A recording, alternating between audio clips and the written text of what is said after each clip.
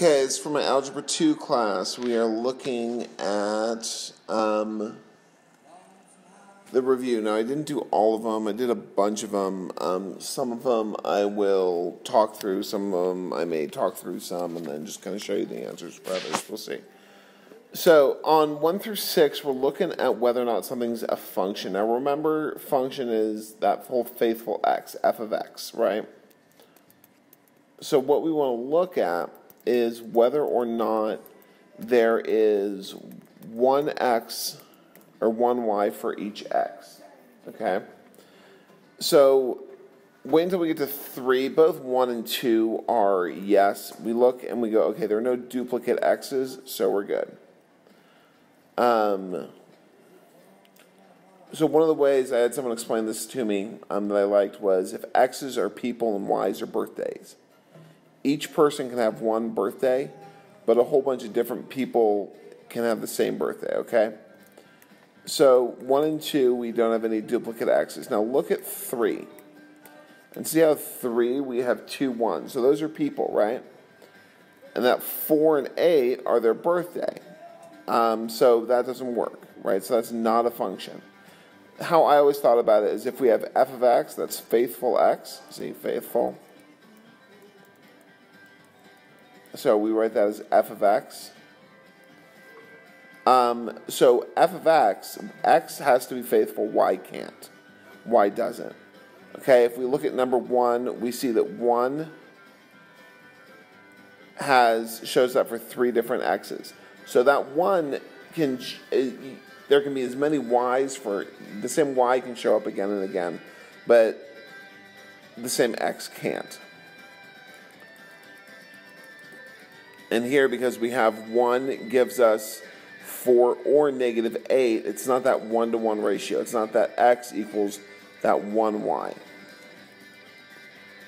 So, So 4 is a function, 5 isn't, and 6 isn't. Because you have two of the same, you have the same x giving you 2 different y's. So evaluate each function for a given value of x and then write the input x and output f of x in an ordered pair. So here what we're going to do is we just take that 5 and we plug it in. And remember, we write it as f of 5 equals negative 2 times 5 plus 11, or negative 10 plus 11, or f of 5 equals 1. And then an ordered pair, we write that as 5, 1, the input, and what we get out of it. Same general idea for number 8. We're going to go f of 8 equals 4/3 times 8 minus 2/3. Now here we're going to have to do a little bit of addition subtraction with fractions, and that's okay. So we get 32 over 3 minus 2/3 equals 30 over 3 equals 10. If you don't know how to do that, remember that 4/3 times 8 is equal to 4/3 times 8 over 1, and then we multiply across. So we get 32 over 3. So f of 8 equals 10, so our point is 8, 10. And that's the ordered pair, and that's how we'd put it. Okay, number 10. A garden has the shape of an isosceles triangle. Okay? Isosceles means 2 of the sides are equal. The base of the triangle is 42 feet with an altitude of h. Write an equation that describes the area of the garden as a function of h. Okay? So area equals base times height divided by 2. I'll go in and put the 2 in. There we go. So area equals 21h. So what we're going to do is we're going to write a of h equals 21h. So area as a function of h is going to equal 21 times the height. If we want to find out what it is at 38 feet, we go 21 times 38, and that's going to give us 798 feet. And that's going to be our answer. So the area at 38 feet, we go 38 times 21, that's feet times feet, so we get 798 feet squared. Okay, moving on. Number 11. And any of these that you don't understand, remember, go back, rewatch it. If you don't understand it, drop me an email. Ask a question in class. It's fine. So to avoid air turbulence, plane climbs, well, you guys can read, okay? Hopefully. So what we're going to do is we're going to put this into y equals mx plus b. So we know our slope here, that's the rate of change. And the rate of change is 325 feet per minute. And our y-intercept, that's where we're going to start, okay? So we're going to say 2,700. So our equation is going to be 325x plus 2,700. Now we want to sit there and plug a 5 into there, so we get 325 times 5 plus 20,700, which is going to give us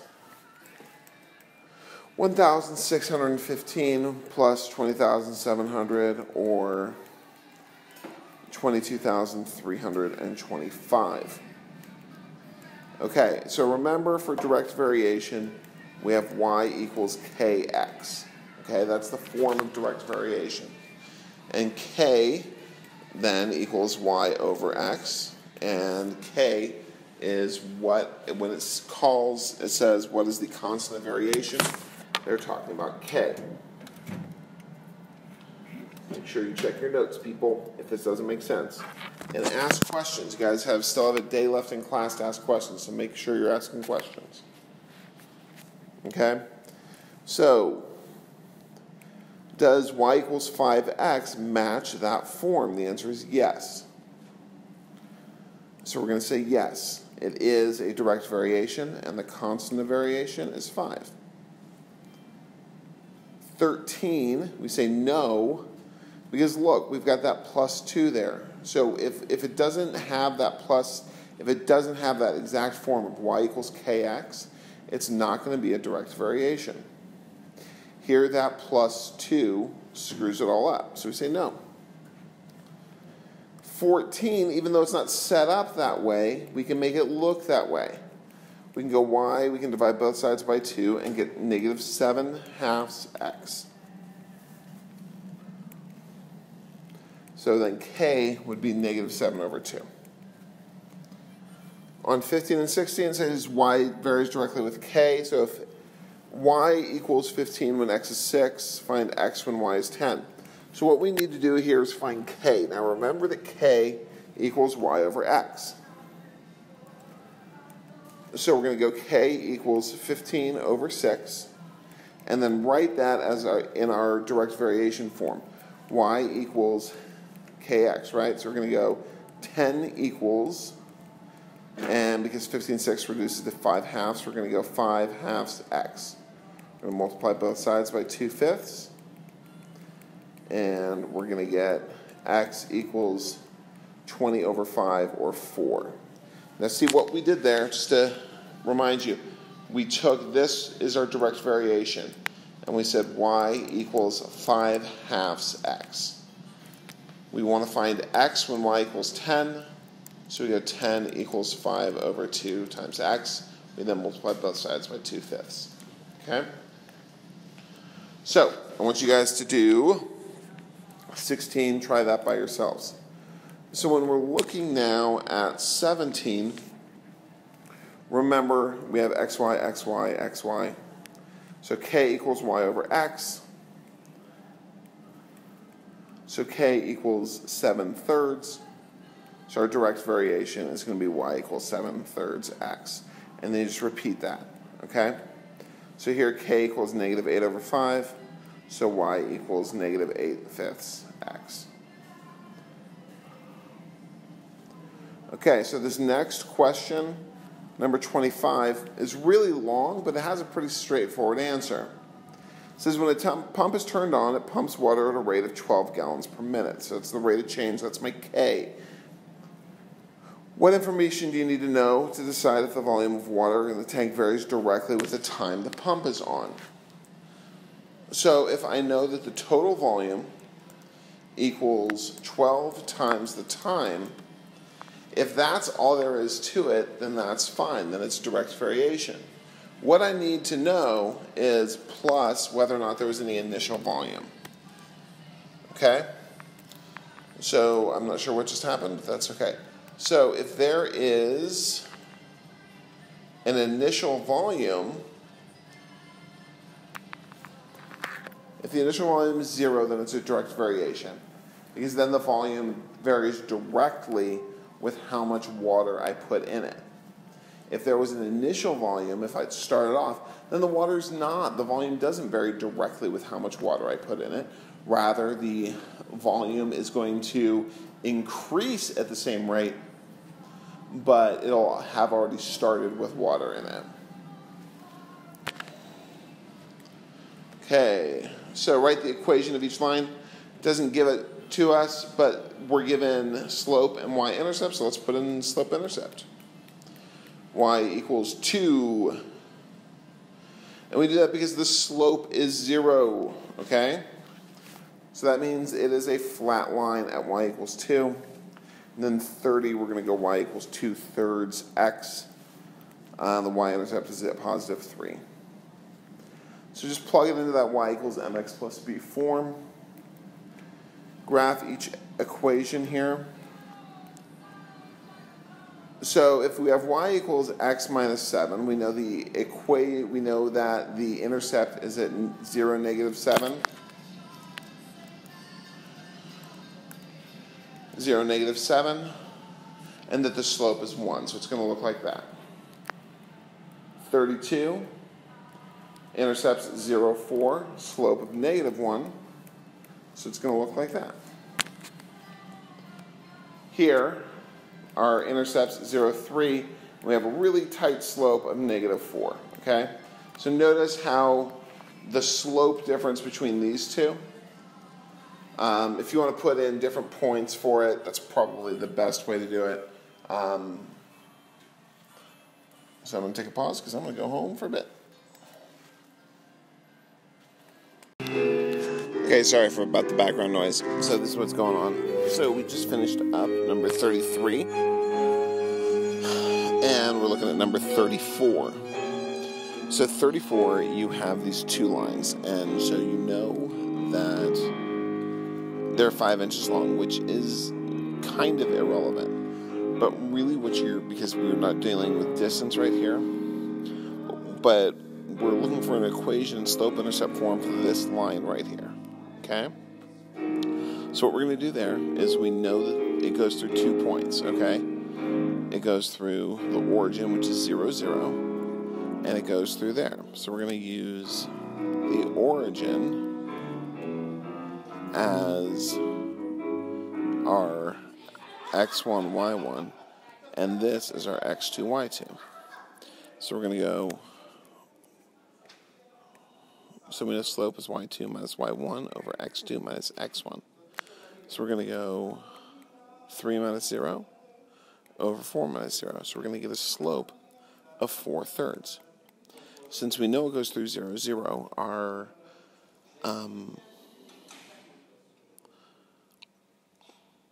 intercept's going to be 0. So all we have to do is go ahead and go y equals 3/4 x. Now, for the second one, what we're told is that it is perpendicular. Hi.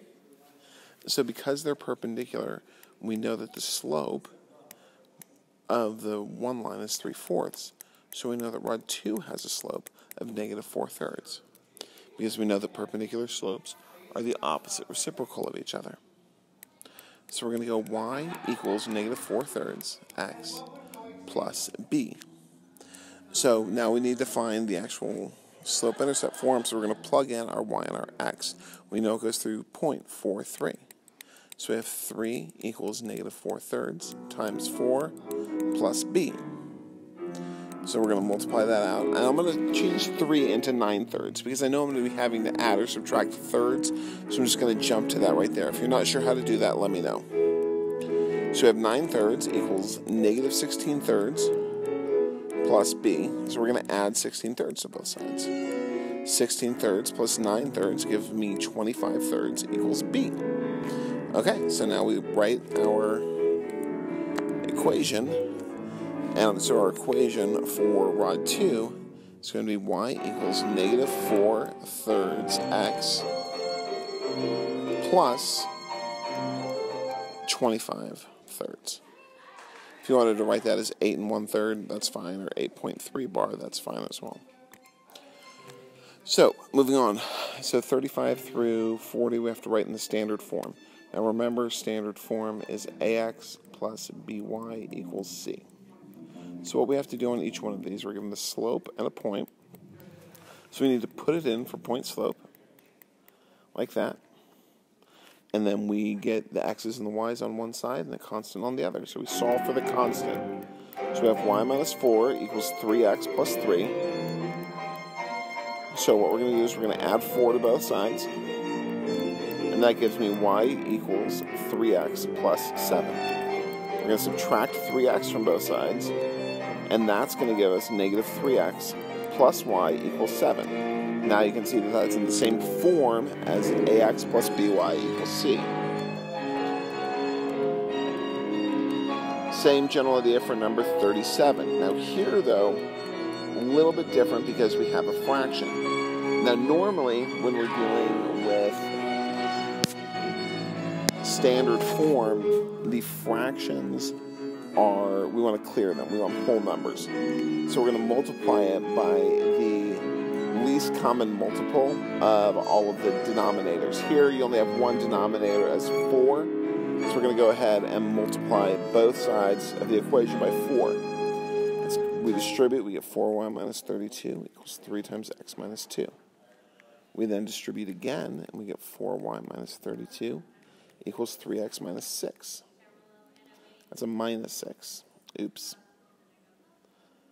Let's see if so we're going to subtract 3x from both sides, add 32 to both sides, and that's going to give us negative 3x plus 4y, and then keeping in mind that this is actually a negative 6, we're going to go ahead, 32 minus 6 is going to give us 26. And that would be the answer for number 37.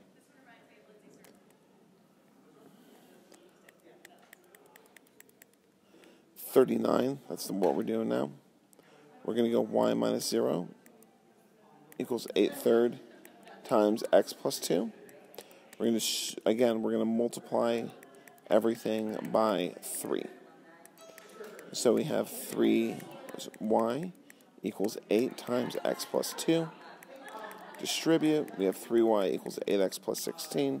Subtract 8x from both sides, and we get negative 8x plus 3y equals 16. So, here now, we need to write it in point-slope form. So first we need to find the slope. Slope is y2 minus y1 over x2 minus x1. If I were you, I'd go through and I would label all these. x1, y1, x2, y2. Kind of like we did with distance formula in geometry. x1, y1, x2, y2, and so on and so forth. That way you're just plugging them into the equation. 8, negative 8 minus a negative 5, and negative 1 minus a negative 4. So our slope's going to be negative 8 plus 5 over negative 1 plus 4, or negative 3 over 3. That reduces to negative 1. So now we want to put it in our point slope form. Now remember, point slope looks like this. Y minus y1 equals m times x minus x1. So we plug either one of our points in. Y plus 5 equals negative 1 times x plus 4. Or if we wanted to, we could do the other point and get y plus 8 equals negative 1 times x plus 1. Now what's funny is if I put either one of those into standard form or slope-intercept, it would be the exact same thing. So,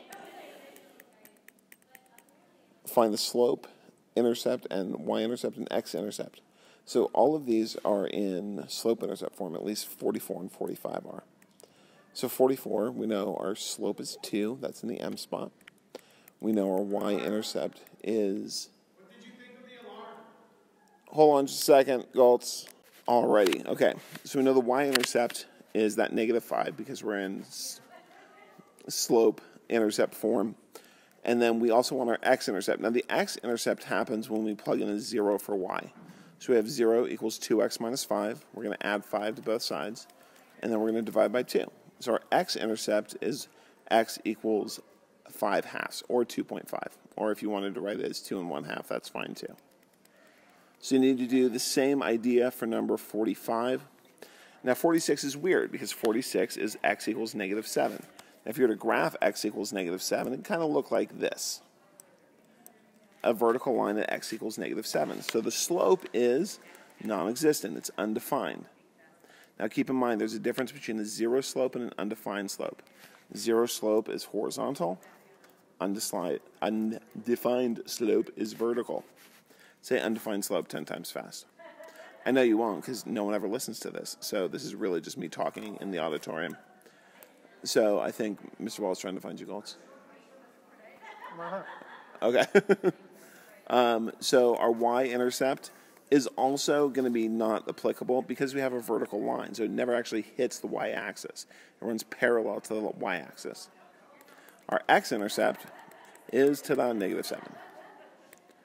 Okay?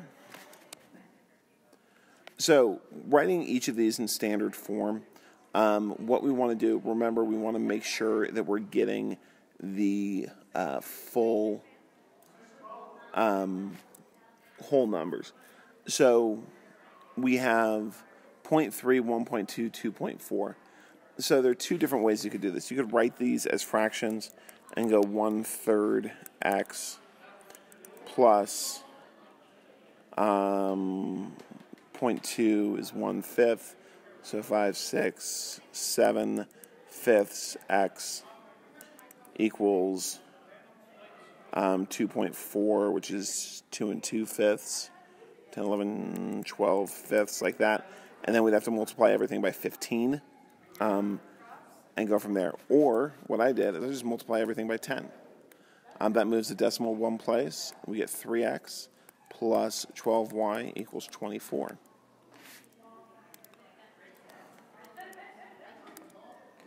So we're just going to multiply everything by 10. And 10 is going to move the decimal 1 over. So we get 3x plus 12y equals 24. I wrote 2.4 again, which is unfortunate, or 214. Frankly, both of which are wrong. So we're going to go 24 there.